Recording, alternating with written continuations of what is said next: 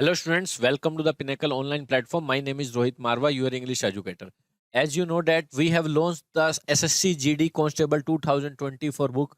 Okay, students, second edition आ चुका है market में. You can purchase this book. In this book, you will get 6,000 plus TCS MCQ. Okay, students, जिसमें आपको maths, reasoning, GS और English complete आपको questions मिलते हैं. और एक आपके लिए और अच्छी खबर है स्टूडेंट्स, इसका वीडियो सॉल्यूशन आ चुका है इस बुक का. मतलब आपको 6,000 प्लस क्वेश्चंस वीडियो फॉर्मेट में मिलने जा रहे हैं. कंप्लीट वीडियो कोर्स रिकमेंड कर सकते हो आप अपने फ्रेंड, स्टूडेंट्स, रिलेटिव्स को. ओके स्टूडेंट, मैं आपको इंग्लिश का पार्ट करवाने वाला हूँ. अब जिन बच्चों को कंप्लेंट थी कि ये सॉल्यूशन नहीं समझ आया, ये पार्ट में एरर क्यों नहीं हुआ, उस पार्ट में एरर क्यों नहीं हुआ, this video course is going to help them. Okay student, चलिए स्टार्ट करते हैं हम बच्चों के लिए. सेंटेंस इंप्रूवमेंट के क्वेश्चन चल रहे हैं. 100 तक हम कर चुके हैं, एरर भी कर चुके हैं. ठीक है बच्चों, तो एक एक क्वेश्चन हम करेंगे अच्छे से. तो सबसे पहले आपको क्या करना है बच्चों, इसमें जस्ट सेकंड. सबसे पहले आपको बच्चों इसमें खुद एक बार रीड करना है, पूरा गो थ्रू करना है. इस सेंटेंस को रीडिंग स्किल के हेल्प से आपको पता लगाना है कि लिखा क्या हुआ है पूरा एंड तक. अगर आपने ये पढ़ लिया लिखा क्या हुआ है, क्योंकि ज्यादातर क्वेश्चन आजकल इंग्लिश में टीसीएस में रीडिंग स्किल पे बेस आते हैं बच्चों. किस पे बेस आते हैं? रीडिंग स्किल पे. कि आपकी रीडिंग स्किल अच्छी है तो आप उसे ज्यादा अच्छे से कर पाएंगे. ओके, वीडियो क्लियर है? हाँ जी. चलो, फिर कोई नाउन प्रोनाउन इनका कुछ आप कॉन्सेप्ट लगा लेना बाद में, पहले देखते हैं. खुद करना है. 15 सेकंड वीडियो को पॉज करके तब आपको सोल्यूशन देखना है मेरा हर क्वेश्चन में. ठीक है. When someone waves a white flag, अगर कोई व्हाइट फ्लैग इस तरह से दिखाता है, इट सिग्निफाई, क्या सिग्निफाई करता है ये? ठीक है, दैट दे, वो क्या चाहते हैं? टू टॉलरेट, समवन को आगे रिप्लेस कर दिया दे से. ठीक है, दे वांट टू, इस पे अंडरलाइन है बच्चे, वांट टू टॉलरेट पे. इसे रिप्लेस करना है, इंप्रूव करना है. तो वो चाहते हैं tolerate to the other party, tolerate करना चाहते हैं, सहन करना चाहते हैं, इसलिए व्हाइट फ्लैग दिखाया जाता है. अरे व्हाइट फ्लैग तो इसलिए दिखाया जाता है कि संधि हो गई है, हम सरेंडर करते हैं, चलो हो गया. ठीक है, तो ये गलत है. वॉन्ट्स बिल्कुल, क्योंकि दे के साथ तो वर्ब प्लूरल आएगी. ठीक है, और ये एक फैक्ट बता रहा है तो पास्ट में नहीं आ सकता. वैसे स्टूडेंट अगर कोई हिंट ना हो तो सारे टेंस ठीक है. ये मैं बेसिक बता देता हूँ आपको. There are 12 tenses in English grammar. Present indefinite है, फिर पास्ट इंडेफिनिट है, फिर प्रेजेंट कॉन्टिन्यूस है. कुछ नए बच्चे जुड़ते हैं इसलिए बार बार बताना पड़ता है, हमारी भी कुछ मजबूरी है बच्चों. ठीक है, फिर पास्ट परफेक्ट है, फ्यूचर इंडेफिनिट है. All tense are correct. अगर वो V1 लगा के कोई लाइन बनाता है तो आप यूं नहीं कहोगे V2 लगा ले, क्योंकि V1 भी ग्रामर में है, V2 भी grammar. If there is hint of time like daily, yesterday, तब आपको कोई एरर देखना है, नहीं तो आपको कोई एरर नहीं देखना. जो लगा दिया लगा दिया. अगर हाँ येस्टरडे दिया है तो आपको पता होना चाहिए हाँ V2 लगेगी. चलो आ जाओ. तो ये सारा प्रेजेंट में चल रहा है तो फैक्ट बताए जा रहे हैं. Fact should be in present indefinite tense. जब कोई व्हाइट फ्लैग दिखाता है, ये सिग्निफाई करता है कि वो क्या चाहते हैं. टॉलरेट टू अदर पार्टी नहीं, surrender to other party. Surrender करना चाहते हैं. सरेंडर का मतलब है भाई हार मान ली हमने. ठीक है, इंटरप्ट गलत है, क्योंकि दे के साथ सिंगुलर नहीं आएगा, पास्ट भी नहीं आएगा, ये भी गलत है. तो ये तो वैसे ही ठीक हो गया, वांटेड देखते ही ठीक हो गया. बाकी तो हमें पढ़ना ही नहीं पड़ा, एडवांस वर्ब तो देखनी नहीं पड़ी, मेन वर्ब सही हो गया. ठीक है, और एक चीज और बता दूं, एक क्लोज में स्टूडेंट एक सब्जेक्ट और एक वर्ब आता है. अगर एक वर्ब और लगाना चाहते हो तो आप एडवांस वर्ब यूज करोगे, क्योंकि एक क्लोज में एक ही वर्ब आती है, मेन वर्ब. अगर आपको एक और मेन वर्ब लगानी है, सब्जेक्ट लगाना है, तो you should use conjunctions. And लगाओ, बट लगाओ, पर एडवांस वर्ब यूज करो. जैसे मैंने बोला मैं चाहता हूं खेलना, तो एक और वर्ब निकल गई ना. अब मैं ऐसे नहीं लिख पाऊंगा खेलना, क्योंकि ये तो वर्ब है प्योर. दो वर्ब तो आ नहीं सकती, तो इसे नाउन बना लो, क्योंकि नाउन अभी आ सकता है. और नाउन कैसे बनता है? टू लगा दो आगे. कुछ वर्ब आईएनजी ले लेती हैं, जेरेंड को नाउन बना लेती हैं, तो ये नाउन बनके शराफत से बैठ जाती है, इसलिए इसे कहते हैं एडवांस वर्ब. नाउन का शक्ल लेकर नाउन की पोजीशन पे बैठ जाती हैं. पर वर्ब है तो वर्ब वाले काम भी करती हैं. क्या वर्ब वाले काम? वर्ब जैसे अपने बाद ऑब्जेक्ट लेती है तो ये भी ऑब्जेक्ट लेती है. प्लेइंग क्रिकेट, ठीक है, प्योर नाउन कभी ना लेता ऑब्जेक्ट. ठीक है, जैसे I want a car, car के बाद क्रिकेट नहीं लिख पाओ, प्योर नाउन है. पर I want to play, sorry, तो ये अपने आप को वर्ब भी मानती है, इसलिए ऑब्जेक्ट ले सकते हैं. इतनी सी बात मान लेना. ठीक है, चलो, तो ये मेन वर्ब है, ये आपकी एडवांस वर्ब है. चलो हो गया, तो यहाँ सरेंडर आएगा. नेक्स्ट, इसमें लगाओ बेटा, he is in and out in town making plans. नहीं होता, इन एंड आउट नहीं होता. करो एक बार, एक सेकंड में आया मैं.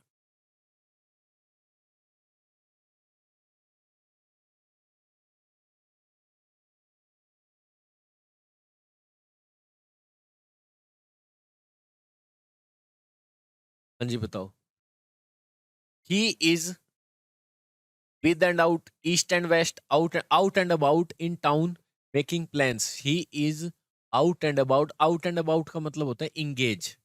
और इंगेज के साथ आपको पता है प्रीपोजिशन इन लगती है। इंगेज का मतलब होता है किसी चीज में आप इन्वॉल्व रहते हो, टाउन में वो इन्वॉल्व रहा प्लान बनाते हुए, ठीक है।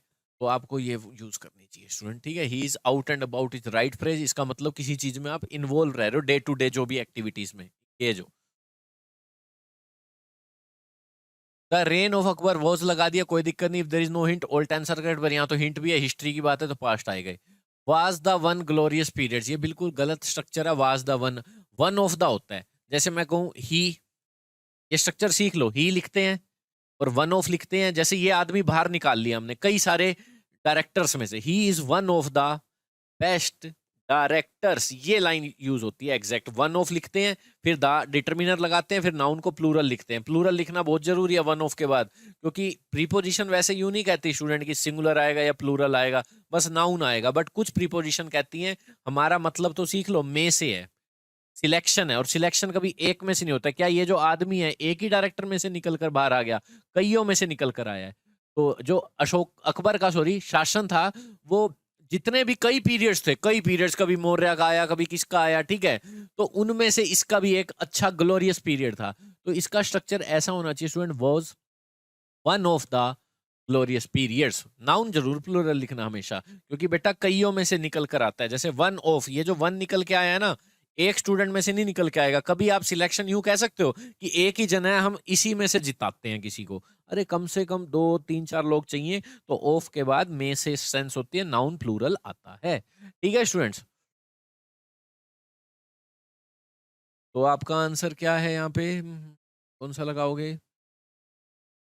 वन ऑफ के बाद नाउन प्लूरल नहीं लिखा, ये स्ट्रक्चर ही नहीं है। नाउन प्लूरल नहीं लिखा, तो आप जाओ सी पे बच्चों, one of the glorious periods, ये स्ट्रक्चर एग्जैक्ट है। और ऑफ के बाद डिटर्मिनर भी लगाया करो कोई। ग्लोरियस तो एडजेक्टिव था लगा हुआ, noun plural.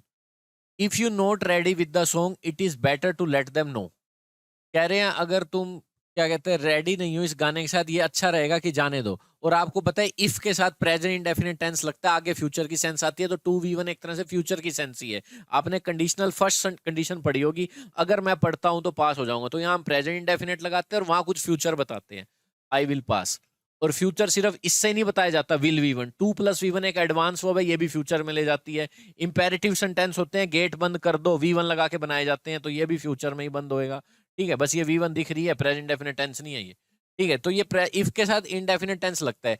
If you note ready लिख दिया, रेडी एक एडजेक्टिव है, बीच में आर कुछ तो दो, तभी तो प्रेजेंट डेफिनेट टेंस बनेगा। देखो जैसे मैंने लिखा इज एक हेल्पिंग वर्ब है, तो आगे आईएनजी आएगी, मेन वर्ब या v3 आएगी अगर पैसिव है तो। बट इज अगर मेन वर्ब है तो बेटा वर्ब तो आएंगे नहीं, क्योंकि मेन वर्ब ही आ गई। अब तो ये ही कोई क्वालिफाई करवाएगी, इन्हें लिंकिंग वर्ब कहते हैं। ही है, कौन है ही? नाउन या प्रोनाउन, ठीक है। तो नाउन प्रोनाउन के लिए क्या आते हैं? एडजेक्टिव।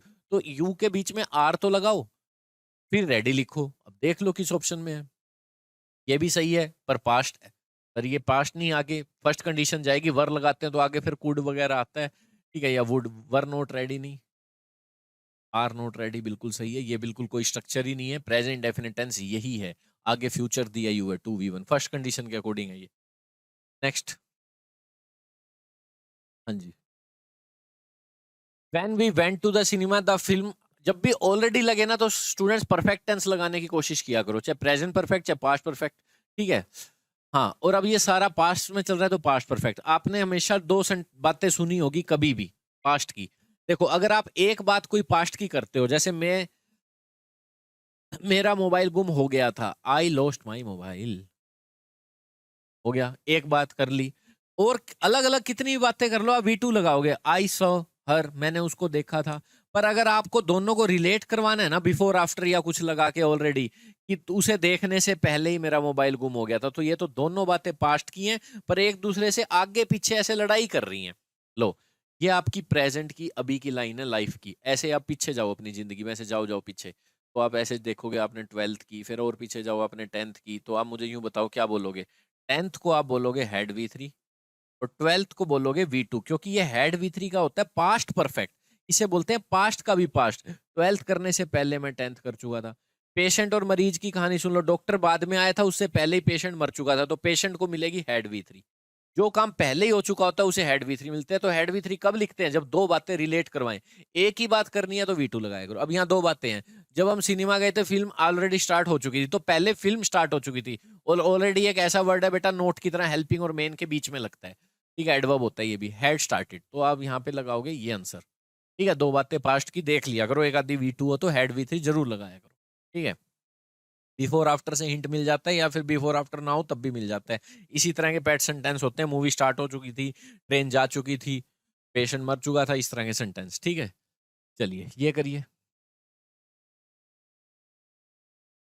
कंप्लीट सेंटेंस बच्चों पास्ट में है। Because I had to catch the train, क्योंकि मेरे को ट्रेन पकड़नी थी। एंड और as we were short on time, time नहीं था। फॉरगेट बिल्कुल गलत है बेटा, फॉर गोट आएगा, क्योंकि देखो सारा पास्ट की कहानी चल रही है, फॉर गोट। ठीक है, ये भी V2 है, क्यों ना कहना ये हैड प्लस थर्ड फॉर्म है। कहाँ है थर्ड फॉर्म? ये V2 है, ये एडवांस वर्ब आ गई, क्योंकि एक क्लोज में एक ही वर्ब आ सकती है। फॉर गोट आएगा, अब आप देख लो किस में है, बाकी सब सही हो जाएगा। प्रेजेंट गलत, प्रेजेंट गलत, देखते ही सही लगा दी सेकंड फॉर्म। ठीक है, तो यूं ना कहना हैड V3 क्यों नहीं आया। देखो बेटा कितनी बातें आप पास्ट की करोगे। मैंने कहा था अगर साथ साथ ऐसे चल रही हो, मैं कल उठा था, फिर ऑफिस गया था, फिर लोगों से मिला था, ठीक है, तब आप कितनी भी V2 लगा सकते हो, रट मत लेना कि वो हैड V3 कहाँ गई। फिर तो यहाँ सबसे पहले तो उठे थे, फिर तो इसको हैड V3 मिलनी चाहिए। अरे कल मैं आया था और लोगों से मिला था, दोनों में V2 आएगी। क्यों ना कहना पहले तो आप आए थे हैड V3। अरे वो ऐसे रिलेट करने वाले सेंटेंस होते हैं, बैक ऐसे एक के बाद एक हो तो V2 ही लगेगी। बैक जाएं कि ये होने से पहले तो ये हो चुका था, अलग से सेंटेंस होते हैं, हमारे पहुंचने से पहले ट्रेन जा चुकी थी, ऐसे करके। ठीक है, बाकी नहीं, ये वही है, साथ साथ हो रहे हैं, V2 लग सकती है जितनी लगानी हो, बट हैड V3 मत लगाया करो, वो पास्ट का भी पास्ट होती है, उसके लिए रिलेट चाहिए, V2 लग सकती है फिर भी। तो आप ये लगाओ C। नेक्स्ट, बाकी बिल्कुल ही गलत हो रहे हैं, साफ दिख रहे हैं। Between the 11 members of the team, there were great discord and that led to their dismal performance। कह रहे हैं जो 11 members की टीम थी ना, उनमें बड़ा ही डिस्कॉर्ड था, असहमति थी, और इसके कारण उनकी बेकार परफॉर्मेंस आई। बिल्कुल ही बिटवीन गलत है, बिटवीन आता है दो जनों के लिए, और एंड लगा के, वो भी between Ram and Shyam, between you and me, because between makes pair with and. Okay, तो अमंग लगा सकते हो। बिसाइड का मतलब बगल होता है, ये वैसे ही गलत हो गया, बगल में ही, सिटिंग बिसाइड मी। टू का वाइल का मतलब टाइम लिया थोड़ा बहुत उन्होंने थ्रेट को एस्टेब्लिश। एस्टेब्लिश का मतलब होता है स्थापित करना, थ्रेट को स्थापित करने के लिए टाइम लिया। ठीक है, negotiate the threat is wrong, threat को नेगोशिएट नहीं किया जाता। Move the threat is wrong. Manifest का मतलब होता है डिस्प्ले, कोई चीज डिस्प्ले में लगा देना, शो करना, एग्जीबिशन। हाँ, उन्होंने टाइम लिया थोड़ा, वो टुक अ वाइल, बट थोड़ा सा टाइम लिया। रिकॉग्नाइज मतलब टाइम लिया रिकॉग्नाइज करने में, थ्रेट रिकॉग्नाइज पहचानने में। आपकी ये मेन वर्ब है और आगे एडवांस वर्ब आती है। मैंने आपको बताया एक क्लोज में एक वर्ब आ सकती है, मैं चाहता हूं, फिर आपके मुंह से एक और वर्ब निकल गई, जाना, तो आप ऐसे जाना नहीं लिख सकते, बिकॉज ये पोजीशन नाउन की है और आपने वर्ब लिख दी, इसे नाउन बना लो। तो V1 को नाउन बनाने का तरीका है या तो टू लगा दिया जाए, या ING जेरन लगा दिया, आगे जाने की सेंस हो तो टू। बट याद रखना ये प्योर वर्ब नहीं है, बस नाउन की जगह पर है वर्ब, सॉरी प्योर नाउन नहीं है, नाउन की बस जगह पर है। तो वर्ब को नाउन बना तो लिया आपने, पर ये वर्ब वाले काम भी करेगी। क्या वर्ब वाले काम? एडवर्ब लेना, ऑब्जेक्ट लेना, अपने बाद गो वेयर साउंड निकालना। प्योर नाउन कभी भी वर्ब वाले काम नहीं कर सकता। आई वॉन्ट अ कार, तो इसे नाउन बनाना भी नहीं पड़ेगा, क्योंकि ये ऑलरेडी नाउन है, और ना ये वर्ब वाले काम करेगा, ये प्योर नाउन। इन्हें कहता है एडवांस वर्ब, क्योंकि एक क्लोज में एक ही वर्ब आ सकती है। ठीक है, तो ये वही एडवांस वर्ब है, हो गया, अपने आप को वर्ब मानती है, इसलिए ये इसका ऑब्जेक्ट है। चलिए, recognise the threat. Next,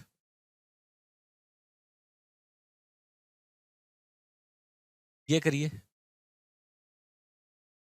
the pleasure created, ये क्रिएटेड पता है क्या है बेटा, ये भी एक एडवांस वर्ब है। ये ना सोचना ये प्लेजर के लिए सेकंड फॉर्म है, ये थर्ड फॉर्म है, एडजेक्टिव है। ये थर्ड फॉर्म वाले एडजेक्टिव होते हैं पैसिव सेंस में यूज होते हैं। प्लेजर जो कि क्रिएट किया गया, जैसे मैंने बोला पैसिव सेंस में, जैसे आगे जाने की सेंस में 2V1 वाली एडवांस वर्ब, मैंने एक चेयर देखी टूटी हुई, I saw a chair broken by Mohan. ये सिंगल क्लोज है बेटा, डबल क्लोज होगा जब यहाँ बीच में कंजंक्शन लगाओगे, विच वाज ब्रोकन। बट ये सिंगल क्लोज है। चेयर की विशेषता इन्हें कहते हैं पास्ट पार्टिसिपल। पैसिव सेंस हो, जब भी किसी नाउन की विशेषता बतानी हो, एडजेक्टिव का काम करवाना हो, चेयर की विशेषता से थर्ड फॉर्म लगाते हैं। तो कौन सा प्लेजर जो क्रिएट किया गया, एक्स्ट्रा इन्फॉर्मेशन है, ये क्रिएटेड बाय द पोएट। तो डरना मत इसमें, ये पास्ट पार्टिसिपल है, इसकी वर्ब अभी तक आई नहीं है, ये है इसकी वर्ब। ठीक है, the pleasure created by the poet was primarily, क्या ये जो प्लेजर क्रिएट किया गया पोएट के द्वारा, was primarily until his exaggerated description. Exaggerated का मतलब होता है बढ़ा चढ़ाकर डिस्क्रिप्शन कर दी। थ्रू हिज, थ्रू प्रीपोजिशन बैठ रहे हैं यहाँ पे, देखो बगल में नहीं बोल पाएंगे, ये भी बेकार है। अनटिल का मतलब भी गलत है, अनटिल का मतलब होता है जब तक कि नहीं, कंजंक्शन है उसके बाद पूरा सेंटेंस चलता है, कंजंक्शन है वो, बिलो भी नहीं। तो जो प्लेजर क्रिएट किया गया ना पोएट, थ्रू किया गया, किसके थ्रू किया गया, अब उसकी डिस्क्रिप्शन जो करी उसने एग्जैजरेटेड, ऐसे करते नहीं है जैसे पोएट वगैरह राई का पहाड़ बना लेंगे या फिर अतिशोक्ति वाली बात बोल देंगे, ठीक है, ऐसे अलंकार होते हैं, फिगर ऑफ स्पीच यूज करते हैं, एग्जैजरेट का मतलब बढ़ा चढ़ा कर कुछ भी, ठीक है।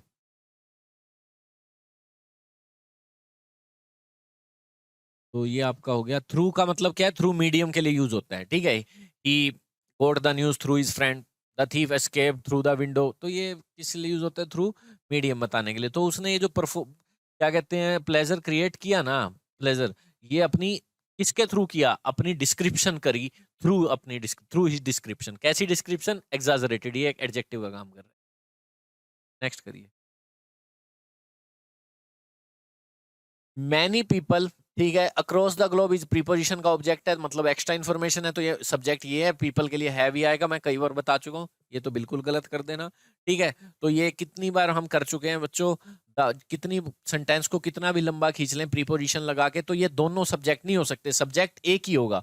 तो जैसे वर्ब के बाद जो नाउन होते हैं ऑब्जेक्ट कहलाते हैं, ऐसे प्रीपोजिशन के बाद वाले नाउन भी ऑब्जेक्ट होते हैं, बस प्रीपोजिशन के ऑब्जेक्ट होते हैं। तो रिवर प्रीपोजिशन के पीछे है, तो ये ऑब्जेक्ट, और वर्ब आती है सब्जेक्ट, ये एक्स्ट्रा इन्फॉर्मेशन होता है। तो मैनी पीपल कहां पे, अक्रॉस द ग्लोब, इसे छोड़ दो, ये है एक्स्ट्रा इंफॉर्मेशन,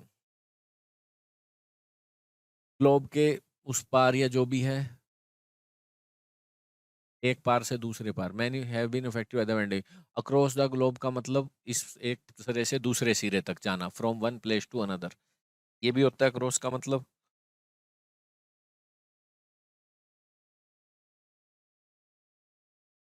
हैव ठीक है, इफेक्टेड गलत है बेटा, पैसिव सेंस है, ये भी सीख लेना, पैसिव है तो हैव बीन तो लगेगा।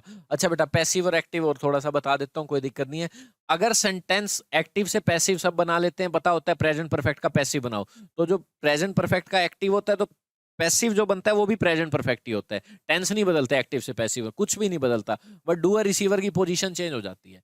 और अब एरर सीखो, active passive base, active passive बनाना एक अलग चीज है, एरर।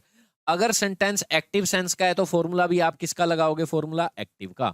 अगर सेंटेंस पैसिव सेंस का है तो फॉर्मूला भी किसका लगाओगे, पैसिव का। अब मैं आपको दो सेंटेंस देता हूं, डॉक्टर डैश द पेशेंट, यहां ऑप्शन है आपके पास, एक वर्ब मैंने दी सेव्ड और एक दी मैंने वॉज सेव्ड, ये पैसिव फॉर्मूला है, क्योंकि हर पैसिव फॉर्मूले में बी प्लस V3 लगती है, और ये है एक्टिव फॉर्मूला। और यहाँ पे अब मैं एक और क्वेश्चन दे रहा हूं बच्चों, criminal dash by the police, एक ये सेंटेंस है, वह वही दे रहा हूं मैं आपको, कोर्ट और वॉज कोर्ट, करिए।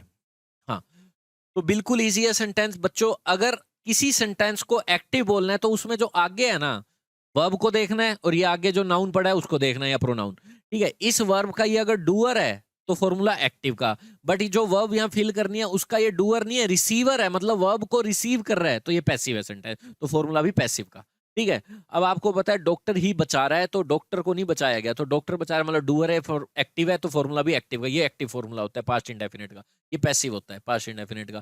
क्रिमिनल नहीं पकड़ रहा है, वर्ब पकड़ो, वर्ब के अकॉर्डिंग होगा, यूं तो क्रिमिनल भी कुछ ना कुछ करता ही है जिंदगी में, मर्डर कर दे, इस सेंटेंस में क्रिमिनल ने कुछ किया है, चेक करते हैं, कोर्ट पकड़ना, क्रिमिनल ने पकड़ा या उसको पकड़ा गया, उसको पकड़ा गया, रिसीवर है तो फॉर्मूला पैसिव का, वर्स कोट आएगा। चलो हो गया। ऐसे ही जो पीपल है वो अफेक्ट नहीं कर रहे, उन्हें अफेक्ट किया गया, और इफेक्ट स्टूडेंट एक नाउन होता है, इसका मतलब होता है रिजल्ट, पर अफेक्ट होता है नेगेटिवली किसी चीज को अफेक्ट करना, ठीक है। तो आप देख लो जल्दी से, हैव बीन अफेक्टेड, ये आएगा। पैसिव सेंस भी है, क्योंकि देखो बाय से भी पता लग जाता है पैसिव है, बाय होता है आगे, ठीक है। तो पीपल अफेक्ट हुए हैं, ना कि कर रहे हैं, ठीक है। पेंडेमिक, अगर पेंडेमिक आगे होता, वो डूअर होता, वो अफेक्ट कर रहा है, तो आगे कर देते हैं, हाँ भाई पेंडेमिक अफेक्ट कर रहा है, तो एक्टिव फॉर्मूला लग जाता है, पेंडेमिक हैज अफेक्टेड पीपल, ऐसे हो जाता। चलिए नेक्स्ट, ये करिए। Reported alarm of the earthquake scared every citizen of the country, scared second form लगा रखी है, लगाने दो, कोई दिक्कत नहीं, if there is no hint all tense are correct, ठीक है। मैंने पहले ही बताया, अगर कोई हिंट नहीं है सब टेंस ठीक माने जाएंगे आप। तो अब रिपोर्टेड अलार्म, पहले तो ये सही नहीं लिख रखा, अलार्मिंग रिपोर्ट लिखो इसे पहले। अब सिखा देता हूं मैं, ये क्या है, द एक आर्टिकल है, डिटर्मिनर है, और साथ में एक एडजेक्टिव लग सकता है, और फिर नाउन आ सकता है, ठीक है। एडजेक्टिव, आईएनजी वाले एडजेक्टिव बिल्कुल होते हैं, अलार्मिंग, ठीक है, ये आएगा। अलार्म रिपोर्ट नहीं आएगा, बताऊंगा क्यों। आईएनजी वाला एडजेक्टिव आएगा। आईएनजी वाले वर्ड एडजेक्टिव भी होते हैं ना, सोचना ये वर्ब है। आईएनजी वाली वर्ब भी होती है, नाउन जेरेंड भी होते हैं, एडजेक्टिव भी होते हैं, जिसे प्रेजेंट पार्टिसिपल बोलते हैं। ये देखो मैं दिखा देता हूँ आपको, बोरिंग मूवी है ना, इस मूवी की विशेषता बोरिंग है, होते हैं ना आईएनजी वाले एडजेक्टिव। ऐसे रिपोर्ट की विशेषता क्या है, वो अलार्मिंग है। अलार्मिंग का मतलब डरा देने वाली, ठीक है। बोरिंग मूवी, इंटरेस्टिंग मूवी या इंटरेस्टिंग मैच, बड़ा इंटरेस्टिंग मैच है बोलते हैं ना। पर कई बार हम थर्ड फॉर्म वाले एडजेक्टिव भी यूज करते हैं, अभी करे थे जैसे मैंने ब्रोकन, जिसे पास्ट पार्टिसिपल बोलते हैं। कंफ्यूज्ड पर्सन, अगर आपको ये भरना आ गया ना कि कब वी3 वाले एडजेक्टिव यूज करते हैं, कब आईएनजी वाले, तो हो गया। इसमें भी एक्टिव पैसिव का खेल चलता है, क्योंकि है तो कहीं ना कहीं वर्ब जैसा ही दिखने वाला। हाँ, आईएनजी वाला होता है एक्टिव सेंस का, और वी3 वाला होता है स्टूडेंट पैसिव सेंस का। और डूअर रिसीवर ढूंढने पड़ते हैं एक्टिव पैसिव में। तो डूअर रिसीवर, ये जो नाउन लिख रखा है, इसी को चेक करना है। मूवी, आईएनजी वाला एक्टिव सेंस का, मूवी बोर कर रही है, आईएनजी लगेगा। मैच इंटरेस्ट पैदा कर रहा है, डूअर है। पर्सन कंफ्यूज नहीं कर रहा, थर्ड फॉर्म तो क्यों लगाइए, क्योंकि इसमें पर्सन खुद कंफ्यूज है, ठीक है। अब मैं आपको एक देता हूं क्वेश्चन लगा के, क्वेश्चन ऑप्शन, या तो आप रीडिंग स्किल से कर लो या सेंस से भी कर लेना अपनी। कंफ्यूज्ड, बताओ क्या आएगा। क्वेश्चन लगा के दे दिया मैंने, कंफ्यूजिंग क्वेश्चन या कंफ्यूज्ड क्वेश्चन, बताओ। साफ दिख रहा है बच्चों, इसमें आएगा कंफ्यूजिंग क्वेश्चन। क्यों आएगा, क्योंकि क्वेश्चन खुद कंफ्यूज नहीं हो सकता। क्वेश्चन कंफ्यूज, क्योंकि ये नॉन लिविंग है, ठीक है। क्वेश्चन लोगों को कंफ्यूज करता है, बड़ा कंफ्यूजिंग क्वेश्चन है। तो एक्टिव सेंस वाला आ गया। यही है डिप्रेसिंग पर्सन का मतलब, depressing person, ING active, person depress करे। डिप्रेस्ड पर्सन का मतलब, यहाँ दोनों ठीक है, वो खुद डिप्रेस्ड है। तो यही चीज है, ऐसी रिपोर्ट जो डरा रही है, तो डूअर की सेंस। ऐसी मूवी जो बोर कर रही है, तो जिस जिस नाउन की ये विशेषता है वो डूअर है, इसका ये जो वर्ब जैसा दिखने वाला एडजेक्टिव है, तो एक्टिव है, ठीक है। एक्टिव सेंस यूज होती है। अगर ये रिपोर्ट को डराया जाता तो मैं ये लिख देता अलार्म पर, ऐसी बात तो है नहीं, रिपोर्ट डरा रही है तो अलार्मिंग रिपोर्ट है। अलार्मिंग का मतलब अलार्म बज रहा है कि होने वाला है कुछ, तो सिटीजन को डरा दिया, तो ए लिखो, बिल्कुल सही स्ट्रक्चर हो जाएगा। कैन बेटा प्रेजेंट का एक मॉडल होता है, और कुड पास्ट फॉर्म होती है। सिंपल पता लग रहा है, when I was young, past की बात है, कुड आ जाएगा। ये क्यों नहीं आया सर, क्योंकि आगे फास्टर कंपैरेटिव डिग्री के बाद देन लगता है, ना कि to. Is better than, wiser than, दो चीजों में हम जब भी हम कंपैरिजन करते हैं तो हम देन कंजंक्शन का यूज कर देते हैं। He is better then she is. चलिए नेक्स्ट, सही है ना। पहली बात तो वो क्वेश्चन मार्क गलत लगा रखा है, because it is not a question, ये क्वेश्चन है ही नहीं, ठीक है। ये नरेशन सोल्व हो गई है, ठीक है। अगर कहते हो अभिषेक का क्वेश्चन बना, तो मैं बता देता हूँ।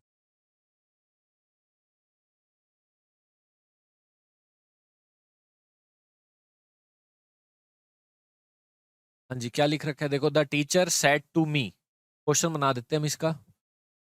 व्हाट इज हिज नेम, इस तरह से है ये, ठीक है। ये क्वेश्चन है, what is his name. When you solve this question, जब आप इसको इनडायरेक्ट में बदलोगे, जैसे मैंने बोला ट्रेन कब आएगी, ऐसे बोल दिया डायरेक्ट। नरेशन का मतलब होता है घर जाके अपनी बातों को सुनाना, घर जाके, ये होती है नरेशन, कि ट्रेन कब आएगी घर जाके सुनाओ। तो आपने घर जाके क्या बोला, सर पूछ रहे थे कि ट्रेन कब आएगी, तो ये क्वेश्चन है ही नहीं। जब हम घर जाके नरेशन सुनाते हैं तो वो सोल्व हो चुका होता है क्वेश्चन, वो सिंपल बन जाता है। वैसे भी ये क्वेश्चन कहाँ से स्टार्ट है, डायरेक्ट वाला व्हाट से। जब हम इसे सोल्व करेंगे इनडायरेक्ट में, तो ये क्वेश्चन यहां से स्टार्ट है, यहां से। द टीचर आस्क्ड मी, आ गया मी।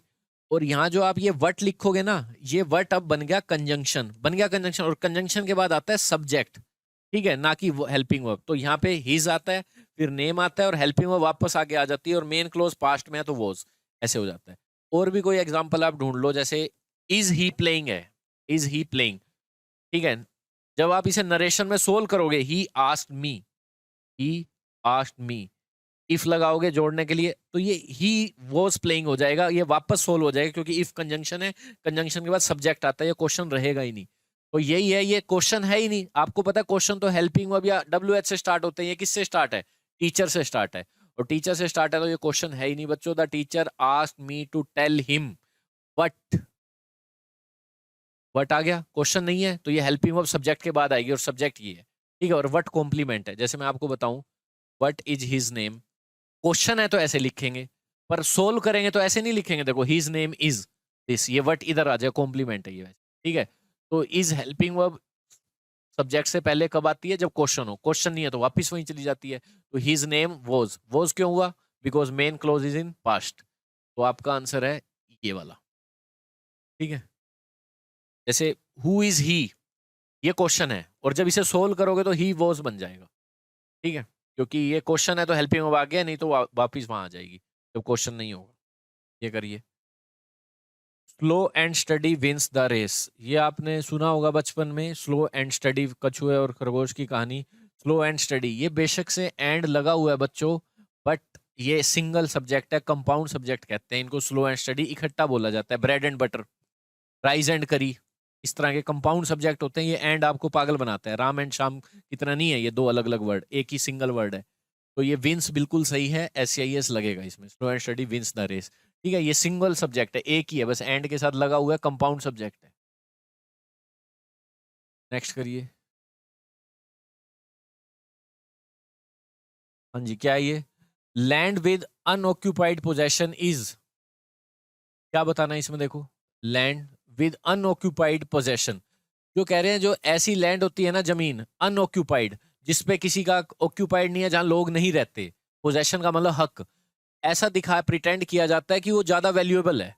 ठीक है, अब इस प्रिटेंडिंग टू बी को क्या करना है इन्होंने? नो सब्स्टिट्यूशन तो है नहीं, कोई ना कोई तो लगाना पड़ेगा इसमें। हैव लाइकली टू कोई फॉर्मूला नहीं है, क्योंकि बेटा लाइकली एक एडजेक्टिव है। क्या है? Likely adjective. और आपको पता है एडजेक्टिव कब आ पाएगा? जब आप बीच में लिंकिंग वर्ब लगाओगे इज एम आर, और is am are linking verb लगेगी तो आगे क्या आएगा बच्चों? एडजेक्टिव आएगा। ठीक है, कई बार बता चुका हूं मैं, इज हेल्पिंग वर्ब है तो आगे ING या V3, पर इज मेन वर्ब है तो ये ही कोई क्वालिफाई करेगी, he is good, he is bad. ठीक है, तो हैव के बाद तो ऑब्जेक्ट आता है, जैसे आई हैव अ कार, तो एडजेक्टिव तो आते नहीं। अब ये रह गया वो similarly to be. Are, are आ नहीं सकता, बिकॉज ये अभी मैंने बताया था प्रीपोजिशन के बाद वाला क्या होता है? ऑब्जेक्ट। ओरिजिनल सब्जेक्ट क्या है आपका? लैंड, और लैंड सिंगुलर है, सिंगुलर के साथ आर आ नहीं सकता। ठीक है, अब या तो ये है, ये आंसर ये है। अब आप एक देख लो, land was similarly to be. Similarly to be, कोई सिमिलैरिटी नहीं दिखानी यहाँ पे, यहाँ सिमिलैरिटी दिखानी है, ये इससे सिमिलर है, और वाज के बाद सिमिलर लिखो ना कि सिमिलरली, ये एडवर्ब है। और वोज अगर मेन वर्ब बना रखी है तो आगे एडजेक्टिव आएगा। सिमिलर एडवर्ब थोड़ा आएगा, मैं कितनी बार बताया, जब भी is am are was were main verb हो तो यहाँ आते हैं एडजेक्टिव, बिकॉज ये लिंकिंग वर्ब का काम करते हैं, सब्जेक्ट को क्वालिफाई करते हैं, एडजेक्टिव आता है। तो यही आंसर सही है, is likely to be. Is likely यहाँ पे एडजेक्टिव, इसका मतलब पॉसिबली। तो लैंड जो होती है अनऑक्यूपाइड पोजेशन की, वो पॉसिबली क्या है? ज्यादा वैल्यूएबल है। ये करिए।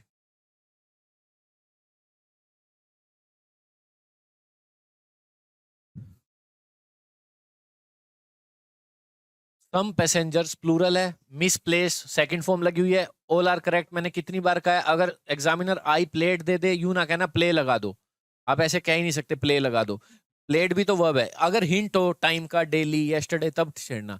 बट फिर भी अगर चुनने को कह दे कि आई प्ले और आई प्लेड में से एक चुनो, तो आप देख लेना डेली होने वाला काम है तो इनडेफिनेट, एक आधी बार पास्ट में हुआ है तो V2, तो आप चेक कर सकते हो इसमें। ठीक है, क्या है? सम पैसेंजर मिसप्लेस्ड।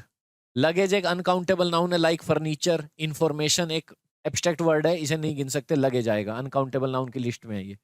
अब देख लो, उन्होंने अपना लगेज खो दिया ट्रेन में बोर्ड करने से पहले, मतलब ट्रेन में चढ़ने से पहले उन्होंने अपना लगेज मिसप्लेस कर दिया। पैसेंजर्स प्लूरल है, हिज नहीं आ सकता। ये दोनों बच गए। अब पैसेंजर्स प्लूरल है, V1 यूज कर सकते हैं, पर वो भी गलत है, SCIS लगा दिया, प्लूरल के साथ तो मिसप्लेस आता है। चलो V2 बिल्कुल सही हो गया, C। ये करिए। She is married with a doctor. Married word के बारे में सीख लो आप पहले बस। मैरिड पार्ट ऑफ स्पीच सीखो इसकी। एक तो वर्ब होती है मैरी, मैरिड, मैरिड। एक तो होती है ये वर्ब, क्या होती है बेटा? वर्ब। और जब ये वर्ब होती है तो ये होती है ट्रांजिटिव वर्ब। ट्रांजिटिव वर्ब का मतलब सुनो क्या होता है? ट्रांजिटिव वर्ब का मतलब होता है कि इसके बाद कोई प्रीपोजिशन नहीं आएगी, सीधा ऑब्जेक्ट आएगा। इन ट्रांजिटिव वर्ब होती है इस तरह की, ही सैड, सैड एक इन ट्रांजिटिव है, ये बीच में टू लगाएगी फिर मी तक पहुंचेगी। टोल ट्रांजिटिव वर्ब है, डायरेक्ट मी आएगा। ठीक है, ट्रांजिटिव। बट अगर ये एडजेक्टिव है, मैरिड वर्ब है, तो इनमें से कोई भी फॉर्म यूज हो जाएगी टेंस के अकॉर्डिंग। बट अगर एडजेक्टिव है तो इसकी यही फॉर्म चलेगी, क्योंकि एडजेक्टिव की ज्यादा फॉर्म नहीं होती, उसकी एक ही शक्ल होती है। गुड तो गुड, डिग्री हो सकती है, हाँ बस। मैरिड ये एडजेक्टिव की शक्ल है, इसका मतलब होता है शादीशुदा, और एज अ वर्ब इसका होता है शादी करना। और यहाँ ये एडजेक्टिव की तरह काम कर रहा है। कैसे पता लगा मेरे को? इज एम आर बीच में लगा आया, वही मेन वर्ब, तो आई को क्वालिफाई करेगा, लिंकिंग वर्ब आ गई, एडजेक्टिव मैरिड। और शक्ल हमेशा यही रहेगी, मैरिड। तो यहाँ अगर ये एडजेक्टिव है तो इसके साथ फिक्स प्रीपोजिशन लगती है।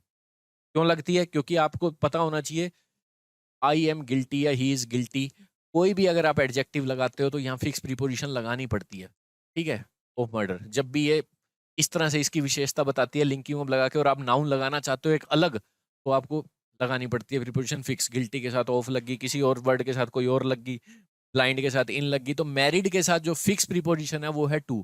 कुछ बुक्स कहती हैं कि यहाँ मेल होगा तो अलग आएगी, फीमेल होगा तो अलग आएगी, ऐसा कुछ भी नहीं है। कभी जेंडर के कारण प्रीपोजिशन चेंज नहीं होती है, चाहे आप लड़का हो चाहे लड़की हो, मैरिड के साथ फिक्स प्रीपोजिशन टू लगती है। अब ढूंढ लो किसमें है। मैरिड टू अ डॉक्टर, सीधा डॉक्टर ना लगा देना, यहाँ पे ये एडजेक्टिव और एडजेक्टिव है तो प्रीपोजिशन लगेगी। पर अगर ये सेंटेंस ऐसे होता शी मैरिड वर्ब, तो सीधा डॉक्टर आ जाता। ये करिए।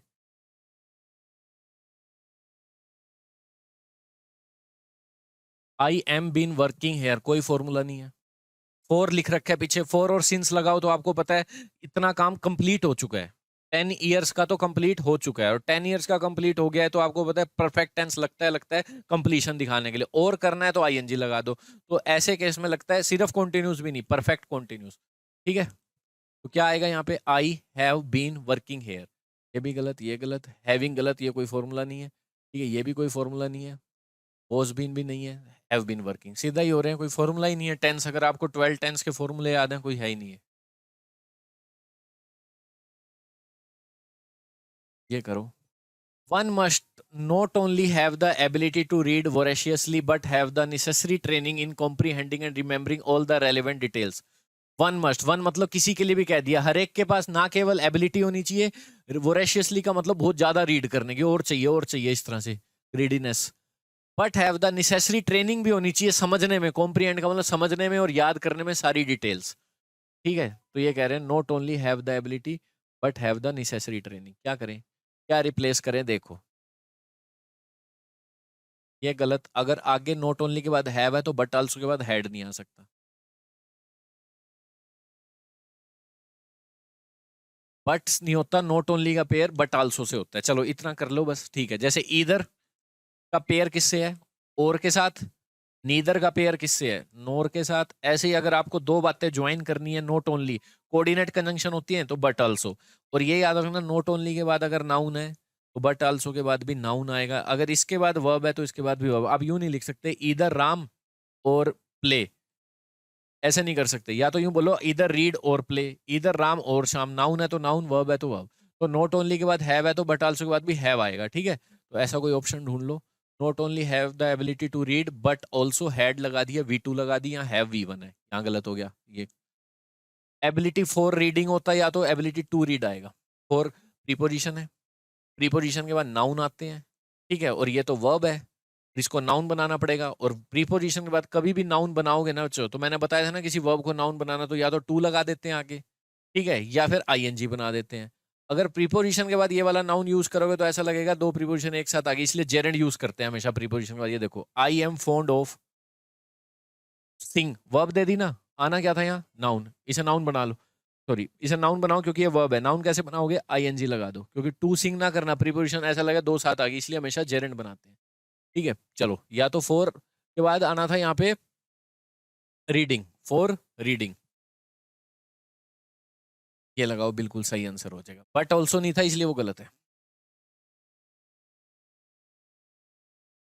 शेक्सपियर है, बोथ ड्रामेटिस्ट था, बेटर देन ए पोएट कोई बात ही नहीं बनी। बोथ का पेयर आपको याद करना पड़ेगा, जैसे इधर और बोथ के साथ हम एंड लगा के कोई चीजें जोड़ते हैं, both Ram and Shyam, both honest and intelligent, and लगाओ, खत्म।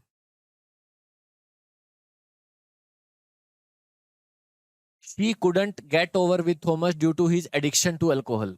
भाई वो थॉमस के साथ गेट ओवर नहीं हो पाया, इसका क्या मतलब है? गेट अलोंग कह सकते हो, गेट अलोंग का मतलब दोस्ती करना किसी से, ठीक है।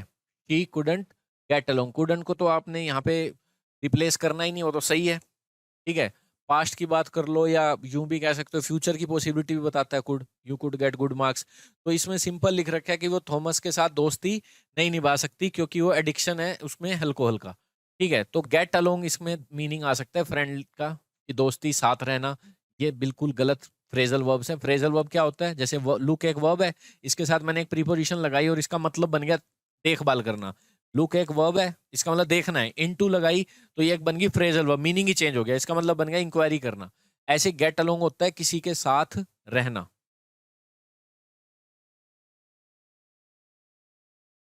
एवरीवन वाज शॉक्ड, हर कोई शौक था, V2 लगा दी लगाने तो, if there is no hint all tense are correct, ये होगी एडवांस वर्ब। ओल्ड मैन को देखकर अपसेट और अनकेम्प्ड, अनकेम्प्ड का मीनिंग पूछा हुआ है बस, इसमें रिप्लेस करना है, नो सब्स्टिट्यूशन तो है नहीं। अनकेम्प्ड का मतलब होता है जो साफ सुथरा मतलब नहीं रहता, अनकेम्प्ड, कैम्प्ड होता है जो साफ सुथरा रहता है। टाइड, जैसे टाइड आपने सुना होगा घर में आपके टाइड आता है, टाइड का क्या करता है, साफ करता है कपड़े, टाइड का मतलब होता है साफ सुथरा। तो अनटाइडी का मतलब होता है अनकेम्प्ड। मेसी और अनटाइड इसका सिनोनिम पूछा हुआ है, एक तरह से रिप्लेस करो, और कोई मीनिंग नहीं होते, यही होता है कि वो ओल्ड मैन बड़ा अपसेंट था और बड़ा ही मैसी था, इधर उधर सारी चीजें पड़ी थी, अनटाइडी था।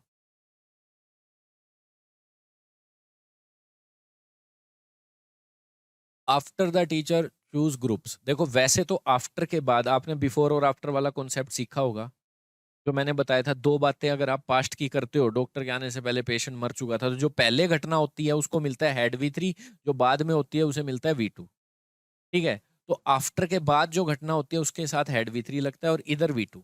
बिफोर से पहले जो घटना होती है वो पहले हुई होती है लाइफ में, उधर हेड V3 इधर V2। जैसे अब आफ्टर से बिफोर से बना लो, द पेशेंट हैड डाइड लगेगा इधर, देखो हैड डाइड बिफोर, क्योंकि ये घटना पहले होती है फिर बिफोर लिखा जाता है, बिफोर द डॉक्टर केम। पर आफ्टर लगाओगे तो इधर वाली पहले होती है, पर इन्होंने हैड V3 नहीं लिखा है चूजन, पर ये नहीं करते, कई बार V2 से ही काम चला लेते हैं। After the teacher choose group, देखो V2 है सारी, आना होता तो हेड V3 यहीं आता, क्योंकि बता रहा हूं मैं बार बार, बिफोर से पहले हेड V3, क्योंकि बिफोर का मतलब पहले है, आफ्टर क्या मतलब बाद में ना, तो बाद में हेड, आफ्टर वाले क्लोज में। तो आना होता यहाँ आ जाता, पर इन्होंने V2 ले ली तो सारी V2 ही रहने देना, वहां हेड V3 ना लगा देना भूल के भी। ठीक है, और पैसिव सेंस है, जॉन और सारा सिलेक्ट नहीं कर रहे, उनको सिलेक्ट किया गया, तो पता है ना आगे रिसीवर है तो फॉर्मूला पैसिव का वर आएगा, वर सिलेक्टेड, ढूंढ लो। हैव सिलेक्टिव फॉर्मूला ही एक्टिव का है। अब आपको पता है सेंटेंस की रिक्वायरमेंट पैसिव है तो फॉर्मूला भी पैसिव का, एक्टिव है तो फॉर्मूला भी एक्टिव का। अभी करवाया था, जॉन एंड सारा सिलेक्ट नहीं किया, उनको सिलेक्ट किया गया है। टीचर ने ग्रुप कर लिया, फिर उनको सिलेक्ट किया गया as partner for project, yet Sara did most of the work, फिर भी क्या कहते हैं, सारा ने क्या कहते हैं, सारा काम किया था, सारा पास्ट में चल रहा है। हैड सिलेक्टेड नहीं आएगा, या तो हैड बीन सिलेक्टेड होना था, ये प्रेजेंट है, ये पैसिव है ओनली, ये फॉर्मूला पैसिव है, इज एम आर V3। और सेंटेंस की रिक्वायरमेंट भी क्या है, पैसिव, ये लगाओ, ये करिए अब। The objective of robotics, preposition का object, extra information, objective singular है, इज आएगा, इज टू। अब आगे देख लो क्या चाहिए।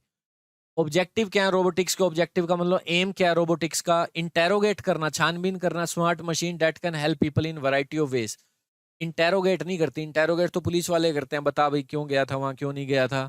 तो यहाँ ऑब्जेक्टिव है जो रोबोटिक्स का, इंटेरोगेट नहीं है, बुली नहीं है, डेवलप, फैसिलिटेट का मतलब आर नहीं आ सकता क्योंकि ऑब्जेक्टिव सिंगुलर है, ये भी गया। लेविटेट का मतलब किसी का लेवल इंक्रीज करना, इज टू बुली, बुली का मतलब धमकाना, डेवलप करना, smart machines that can help people in variety of ways. ठीक है, फैसिलिटेट, मशीन्स को फैसिलिटेट नहीं करना होता, फैसिलिटेट तो लोगों को करना होता है, सुविधाएं प्रदान करना होता है, फैसिलिटेट इजी बना देना। डेवलप करते हैं क्या, मशीन को डेवलप करना है ताकि लोगों की हेल्प हो सके। ये फ्रेज बिल्कुल सही है अकॉर्डिंग टू ग्रामर भी और मीनिंग भी, रीडिंग स्किल भी लगा सकते हो आप इसमें। लास्ट क्वेश्चन है बच्चों, ये करो खुद। हाँ, देखो ये आपकी होगी कंजंक्शन और इसके बाद प्रेजेंट है। ठीक है, कंजंक्शन के बाद प्रेजेंट है, तो यूं कभी मत कह देना कि हाँ तू वो चीज करवा दो जी, क्या कहते हैं कि ये मेन क्लोज पास्ट में है तो वो भी तो पास्ट में होना चाहिए था, तो यहाँ बुरी तरह यहाँ फंस जाओगे आप। यहाँ मेन क्लोज पास्ट में आएगा, वो फिर भी प्रेजेंट है, बदल गया ना कॉन्सेप्ट। वो पता है कब होता है, main close past, subordinate close भी पास्ट, वो होता है सिर्फ सबॉर्डिनेट कंजंक्शन की केस में। फैन बॉयज कौन सी कंजंक्शन है, फैन बॉयज, येट, यहाँ आता है येट, ये है coordinate conjunction. And, NOR, but, और यहाँ नहीं होता वो, डेट कंजंक्शन हो, इफ हो, इन सब में होता है, इनमें नहीं कॉन्सेप्ट लगता वो। यहाँ अकॉर्डिंग टू सेंस कुछ भी हो सकता है। हाँ, I am born in the, और बोर्न एक ऐसी वर्ब है जो हमेशा इज एम आर लगा के यूज करते हैं, एज अ पैसिव यूज करते हैं इस वर्ब को। गांधी जी वॉज बोर्न, हमेशा बीच में इज एम आर लगता है तब लिखते हैं, सीधा ना लिख देना कभी आई बोर्न, आई एम बोर्न। ठीक है, चलो, और ई भी ना लगा देना, उसका मतलब हो जाएगा सहना, पैदा होना है बस एन तक, थर्ड फॉर्म लगाई, इज एम आर लगा दिया बीच में, तभी सेंस आएगी। कभी यूं ना कहना I born, Gandhi ji born, was लगाना है बीच में। या इज़ेमार। ठीक है, मैं पैदा हुआ हूँ यूनाइटेड स्टेट्स में, फिर भी मैं कंसीडर करता हूँ अपने आप को इंडियन। पर ये पैदा पहले हुआ है तो यहाँ पास्ट की सेंस आ रही है, साफ दिख रहा है। तो यहाँ वाज़ बोर्न लगाओगे बेटर रहेगा। और दा लगाना ज़रूरी होता है, आपको पता है। यूनाइटेड स्टेट्स, यूके, कई देश, कई स्टेट से मिलकर बना है। यूके में बहुत सारे देश आ जाते हैं, यूनाइटेड नेशन में स्टेट्स का मिक्सचर है। और भी कुछ वर्ड है, नीदरलैंड्स, मालदीव्स, जिन वर्ड्स में एस लग रहा है, ये कई सारे आइलैंड्स का ग्रुप है। पंजाब में दा लगता है क्योंकि ये कई सारी नदियों का समूह है। तो दा वाला ढूंढ लो कहाँ है। और यूनाइटेड स्टेट एक पूरा कंट्री है, और कंट्री के साथ एट नहीं लगता, बड़ी लोकेशन है इन लगता है। छोटी मोटी लोकेशन के लिए एट लग सकता है, कोई भी आपका मोहल्ला वगैरह हो गया, वहाँ एट लगा सकते हो। तो आप, इसका आंसर जाएगा ये। बिल्कुल सारी ग्रामर यूज करवा दी इन्होंने आपसे, पास्ट भी, प्रीपोजिशन भी यूज करवा दी, आर्टिकल भी यूज करवा दिए, ये सही है। बड़ी कंट्री के लिए, स्टेट के लिए हरियाणा, राजस्थान, यूपी, इनके लिए द आर्टिक वो इन लगाया करो, छोटी मोटे नगर लोकेशन के लिए एट। ठीक है। तो ये थे हमारे बच्चों 125 question. I hope you have enjoyed the class. Thanks. अगली क्लास में मिलते हैं 126 से। थैंक